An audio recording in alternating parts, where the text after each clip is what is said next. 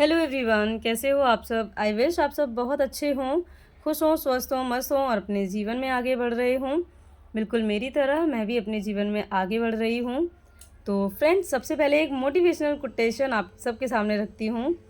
जो हो गया है उसे सोचा नहीं करते, जो हो गया है उसे सोचा नहीं करते, जो मिल गया है उसे खोया नहीं करते।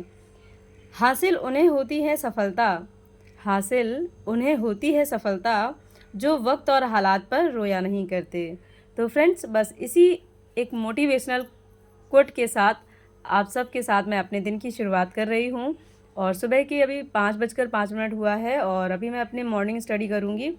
हालांकि अभी मुझे बहुत थोड़ा सा टाइम मिलेगा पढ़ने का, क्योंकि 5:30 से मैं अपने और भी कामों में लग जाती हूँ।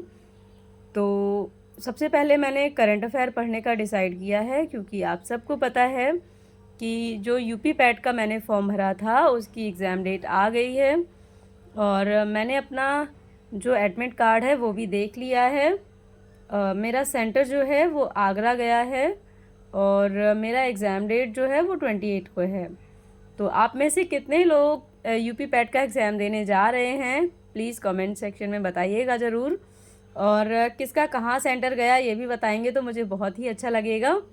और इसके बाद, क्योंकि मैंने बहुत ज़्यादा सीरियस होके यूपी पैट के लिए तैयारी नहीं कर पाई, क्योंकि आप सबको पता है मैं केवीएस पर अभी तक फोकस कर रही थी और केवीएस के बाद ही ये नोटिफिकेशन मुझे मिला था। और इतने कम से समय में किसी भी एग्ज़ाम को बहुत अच्छे से तैयार करना मुझे लगता है थोड़ा मुश्किल होता है। पर हाँ, जो मेरी प्रीवियस तैयारी थी उसी के बेस पर मैंने इसको तैयार किया है। और मेरी जो तबीयत थी वो भी बीच में काफ़ी डिस्टर्ब रही। मेरी हेल्थ इश्यूज़ जो हैं काफ़ी हो जाते हैं मेरे साथ में, क्योंकि केवीएस के टाइम में जब मैं मेहनत करती थी, पढ़ाई करती थी, उस टाइम पे सबसे बड़ी गलती जो मैंने की थी वो अपने ऊपर खाने का ध्यान ना दे के की थी। और इस चीज़ का जो मुझे नुकसान अभी भुगतना पड़ रहा है। और आजकल मैं थोड़ा-सा अपनी हेल्थ पर ध्यान देने लगी हूँ और आगे एग्ज़ाम की भी प्रिपरेशन मैं कर रही हूँ। अभी पैट का एग्ज़ाम तो मैं देने जा ही रही हूँ, पर मुझे नहीं पता है इसका रिज़ल्ट कैसा आने वाला है, क्योंकि अगर मेरा खुद में कॉन्फिडेंस नहीं है तो मैं आपके साथ क्या ही शेयर करूँ। क्योंकि इससे पहले जब भी मैंने अपनी तैयारी की है तो ऑनेस्टली आपको बताया है कि मेरी प्रिपरेशन कैसी रही है और मैं कैसा परफ़ॉर्म करके आने वाली हूँ एग्ज़ाम में। तो ये चीज़ें मैंने आपके साथ प्रीवियस टाइम में शेयर की हैं, पर आज का जो मैं बता रही हूँ आपको पैट के लिए, वो मैं उतनी कॉन्फिडेंट नहीं हूँ। पर हाँ, फिर भी मैं एग्ज़ाम देने जाऊँगी और काफ़ी दूर है सेंटर मेरे घर से, मेरे गाँव से।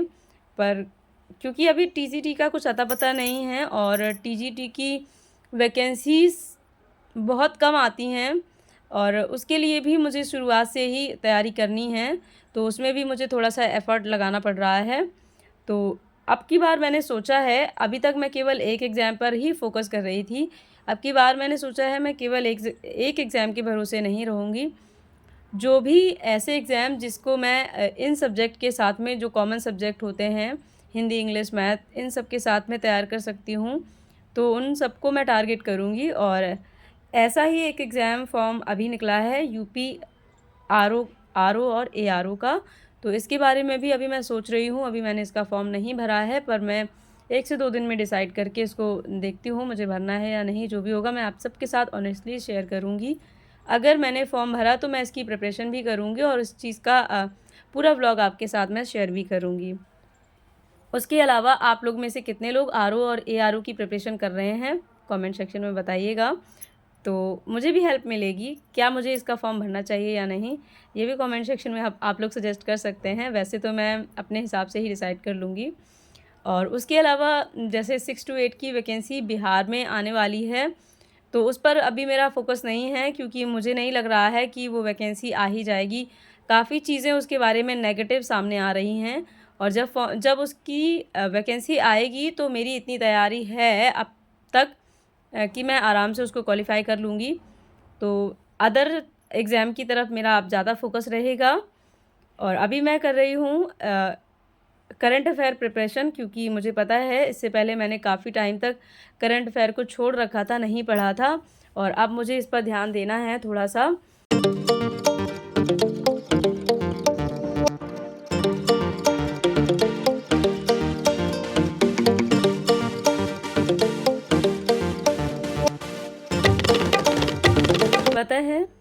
जब हम किसी एग्ज़ाम में फ़ेल हो जाते हैं या जब किसी वैकेंसी से हमें बाहर कर दिया जाता है, हमें उतना बुरा तब नहीं लगता है जितना बुरा हमें तब लगता है जब लोग हमसे पूछते हैं कि क्या हुआ, नहीं हुआ, फ़ेल हो गए।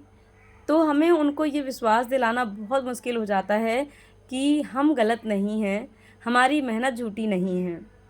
हमने सच्चे मन से और पूरी मेहनत से प्रयास किया था। बहुत मुश्किल हो जाता है ये सब प्रूव करना। पर सबसे बड़ी बात ये है कि हमें प्रूव भी क्यों करना है किसी के सामने।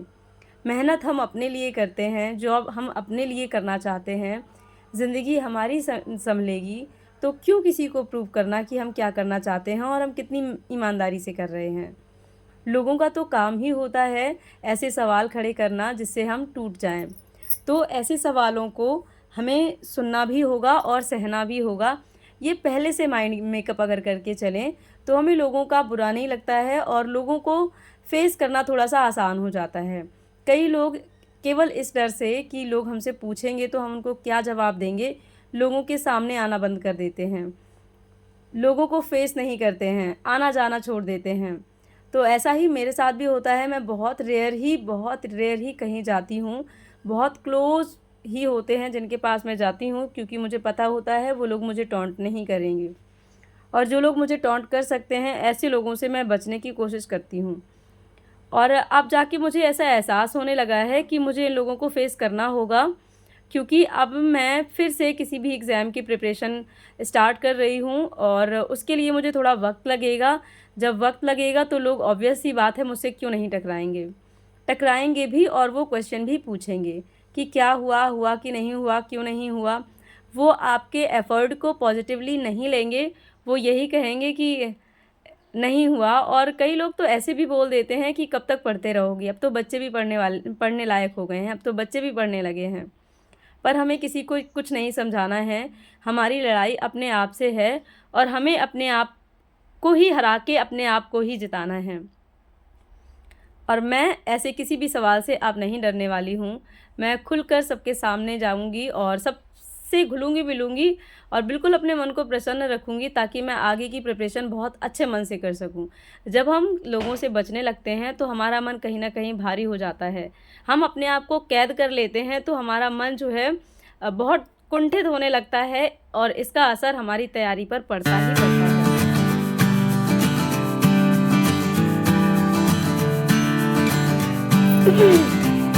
और अभी मैं अपना सेकेंड स्टडी स्लॉट स्टार्ट करने वाली हूँ और आज मैंने थोड़ा सा काम एक्स्ट्रा किया है, क्योंकि अब दीपावली आने वाली है तो ऑब्वियस सी बात है सफाइयाँ हर किसी के घर में स्टार्ट हो गई हैं और मैंने भी थोड़ा बहुत स्टार्ट किया है, क्योंकि मेरा एग्ज़ाम है। तो सिर्फ मैंने कुछ कपड़े बैठ के थे जो निकाल कर सुखाए हैं, रज़ाई गद्दे वगैरह सब चीज़ें, और जो सुबह की मैंने स्टडी की थी बस मैं वहीं से मैंने टाइमर स्टार्ट कर दिया है। आपको पता है मैंने केवल 15 मिनट की पढ़ाई ही कर पाई थी सुबह। और अब मैं पढ़ने जा रही हूँ हिंदी।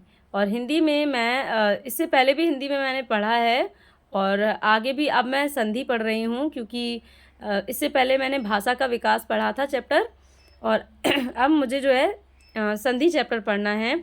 और हिंदी काफ़ी इजी है, मैं इसको बहुत अच्छे से कवर कर लूँगी, मुझे पता है।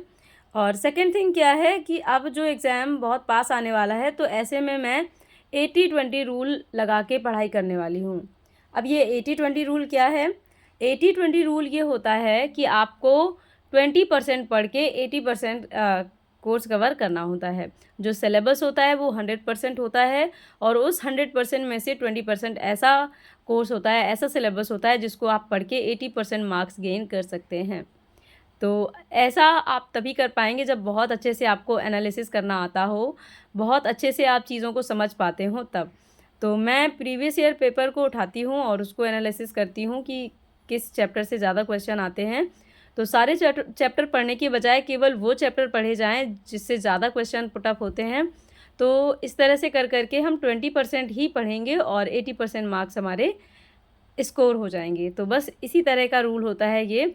और आज से केवल जब तक एग्ज़ाम नहीं होता है तब तक के लिए मैं 80-20 रूल ही हर सब्जेक्ट के लिए अप्लाई करूँगी और हर सब्जेक्ट में मैं केवल वही पढ़ूँगी जिससे ज़्यादा क्वेश्चन पुट अप होते हैं, क्योंकि अब इतना कम समय है तो इतने कम समय में पूरा सिलेबस ख़त्म करना बहुत मुश्किल हो जाता है।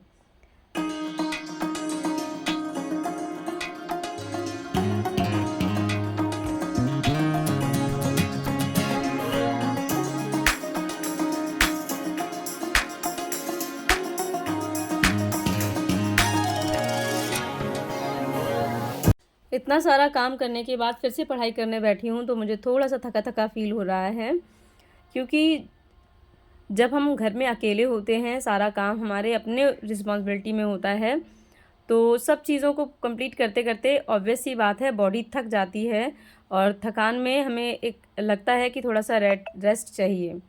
और ऐसे में मैंने अपने रेस्ट को थोड़े दिन के लिए इग्नोर किया है, मैं रेस्ट नहीं करूँगी, बजाय उसके मैं पढ़ाई करूँगी।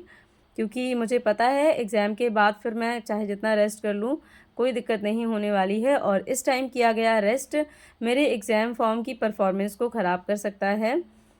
मुझे नहीं पता कि एग्ज़ाम का जो परफ़ॉर्मेंस होगा वो क्या होगा, पर फिर भी अगर मैं हर दिन थोड़ा-सा एक्स्ट्रा एफ़र्ट डालूँगी तो कुछ ना कुछ बेहतर ज़रूर हो जाएगा।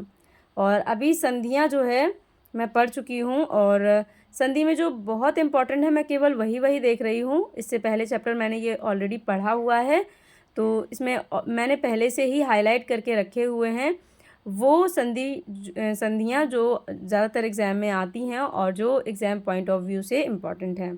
तो केवल मैं उन्हीं को रिवाइज़ कर रही हूँ और इसके बाद फिर मैं ऐसा अपने लिए शेड्यूल जो है मैनेज करूँगी जिसमें मैं अपने लिए एक दिन में एक ही सब्जेक्ट पढ़ूँगी और पूरा जितना उसमें इम्पॉर्टेंट है वही पढ़ूँगी।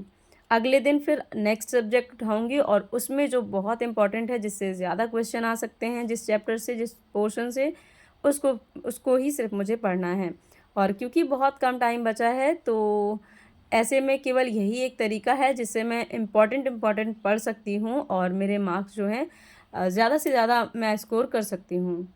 आप में से भी अगर आपका एग्ज़ाम पास आ गया है तो आप लोग अब पूरे सिलेबस के पीछे ना भाग के जो बहुत ज़्यादा इम्पॉर्टेंट टॉपिक होते हैं और जिनसे ज़्यादा क्वेश्चन आते हैं उनको ही देखें और उसी का ही रिवीजन करें, तो आप बहुत अच्छे मार्क्स जो है स्कोर कर पाएंगे। मैं अक्सर ऐसा ही करती हूँ, जब भी कोई एग्ज़ाम पास आ जाता है तो मैं सारे टॉपिक को रिवाइज़ करने की बजाय केवल उन्हीं टॉपिक को रिवाइज़ ज़्यादा करती हूँ जिनसे ज़्यादा क्वेश्चन आते हैं, जो ज़्यादा इम्पोर्टेंट होते हैं।